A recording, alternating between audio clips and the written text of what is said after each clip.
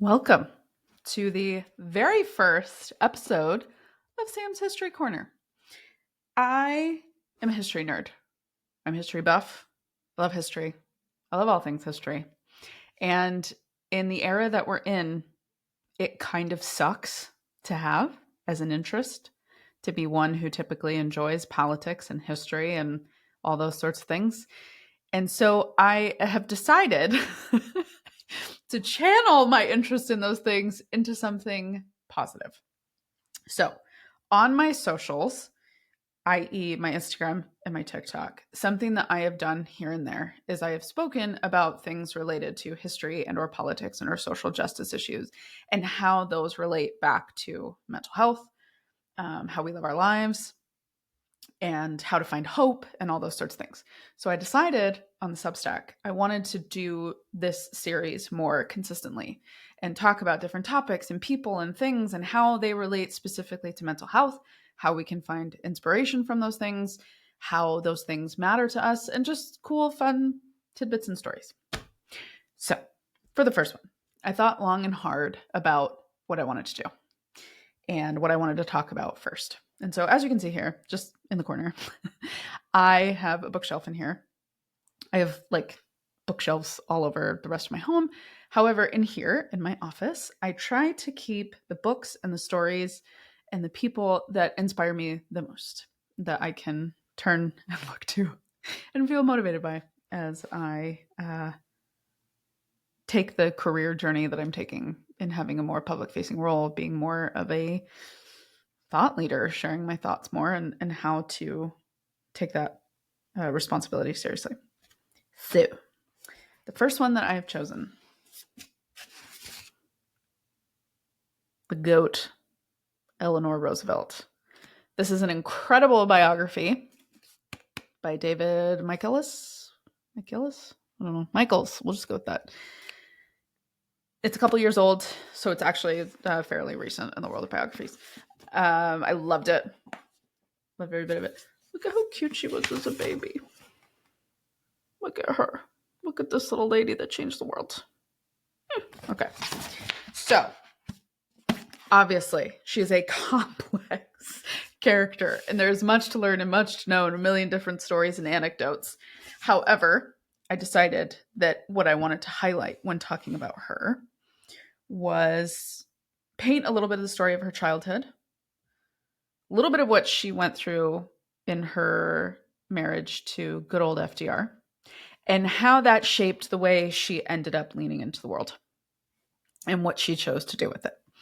So, Miss Eleanor was born in 1884. And yes, I do know this off the top of my head.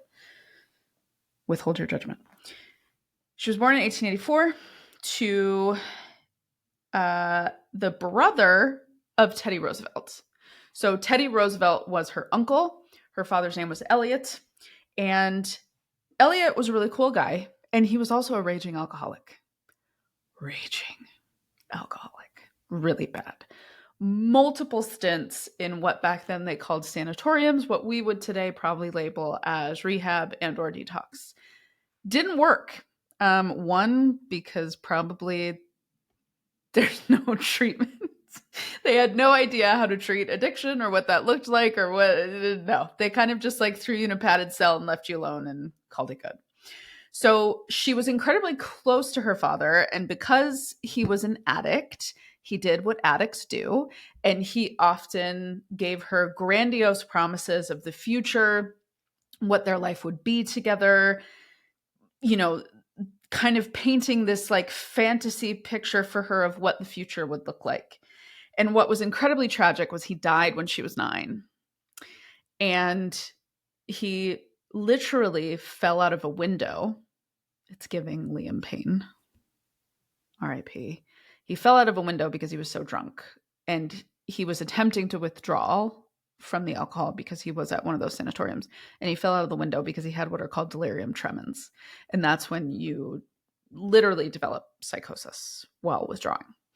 So horribly, horribly tragic. She loses her father. Teddy Roosevelt lost a brother. Her mother obviously lost a husband. Now, why this is particularly devastating for Eleanor was because her mom did not like her. Her mom was incredibly beautiful, and her mom was incredibly disappointed in Eleanor because she didn't think Eleanor was attractive. Her daughter. She literally would call her daughter Granny because she thought she looked old and ugly. Ma'am, please be so for real. Brutal, just horrible, horrible emotional abuse. And Eleanor said multiple times through her life that she attempted to please her mother and it felt impossible. And when her dad died, she felt like she had lost the only person who had ever loved her, which is devastating. So just a couple of years later, her mom dies as well. And Eleanor and her little brother are left orphans. And so they are shipped off to her grandmother's house in northern New York. And this is a lonely, isolated place. There are no children around. They are homeschooled. She is often sent outside to play by herself. She describes these years as brutally, brutally lonely. And keep in mind, she's grieving her parents. Okay, both of her parents are dead. She has horrible emotional trauma, emotional abuse and neglect from the way her mother treated her. You know, really emotional neglect from her father, who boldface lied to her a lot about how he was living his life and what his plans were, and that he knew he was probably going to have an early death because he was drinking like a damn fish. Regardless, bad years. So in her early to mid-teens, it is decided that she is going to be sent to a French finishing school. And she is sent to a school in Paris, France, that is ran by a woman named Madame Souvestre. Now, this woman ends up in a lot of ways saving Eleanor's life. It is an all-girls school, and she very much instills in the girls, because, I mean, private school back then, you were way privileged.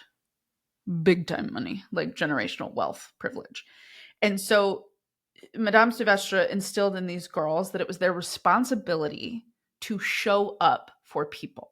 It was their responsibility to care for the poor, care for society, fight for better access, equality, all of the sorts of things. A queen, if you will. And so Eleanor gets this radical education, and she feels so much acceptance at this school. And it's the first time in her life that she feels like she belongs. So she ends up going home, and she gets married to Franklin. She has a bunch of kids. And by the time she's in her early 30s, Franklin has an affair. He has an affair. And how she finds out about the affair, this is particularly devastating. He had gone off to the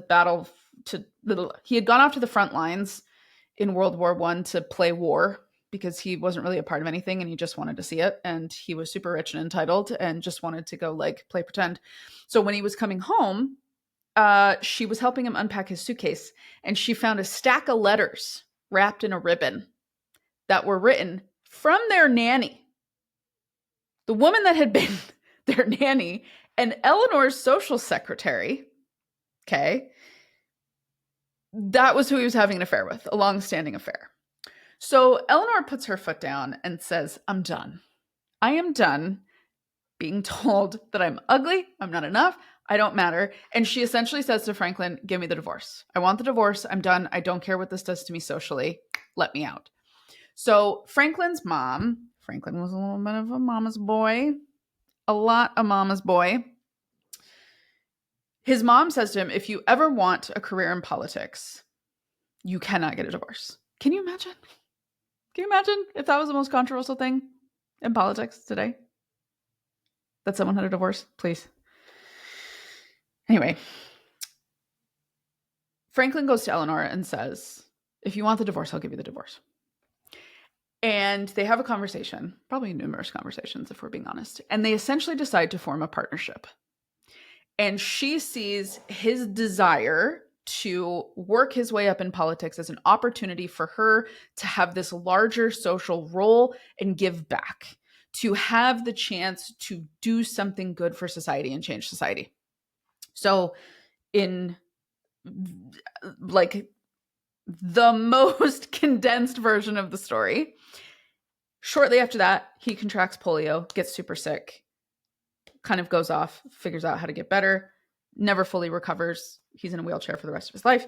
He runs for the governor of New York, wins. After he runs for governor of New York, he wins president of the United States, and he is president for 13 years.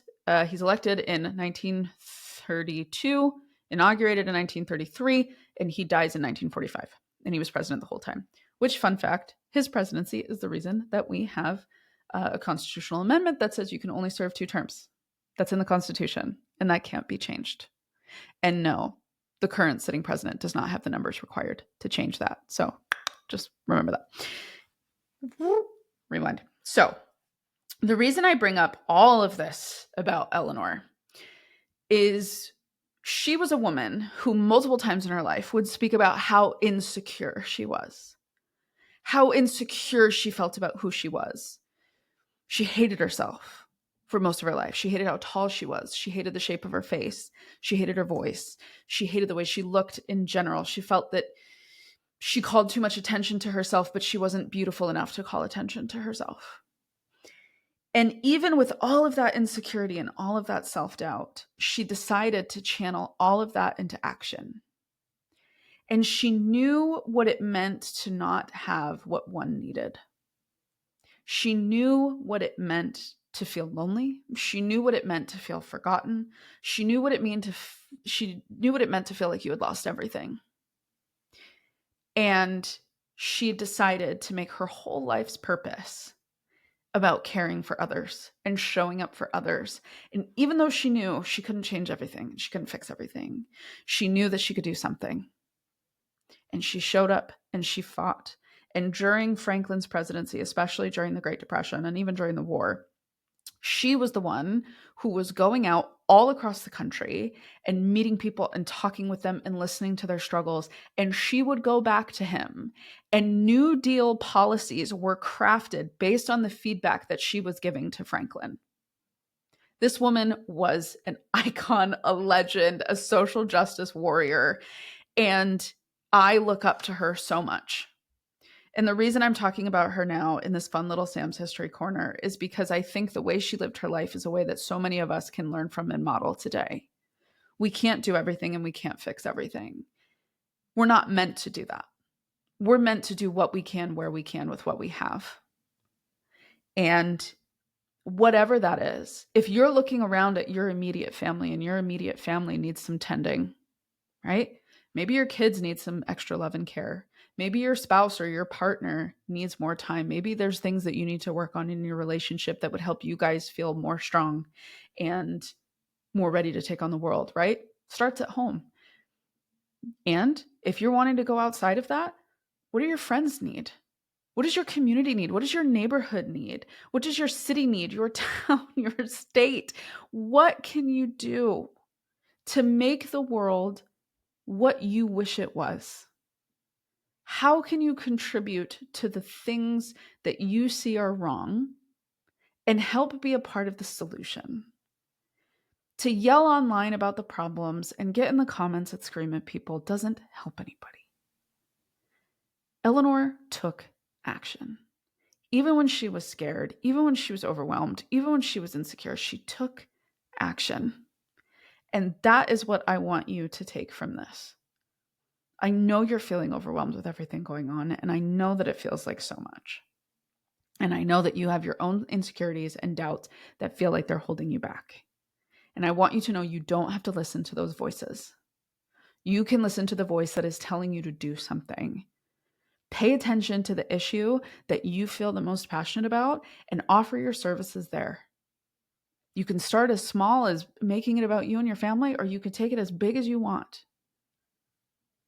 But I want you to know that by you taking action, by you choosing to engage in things that help move the world towards a better place, you are being part of the solution.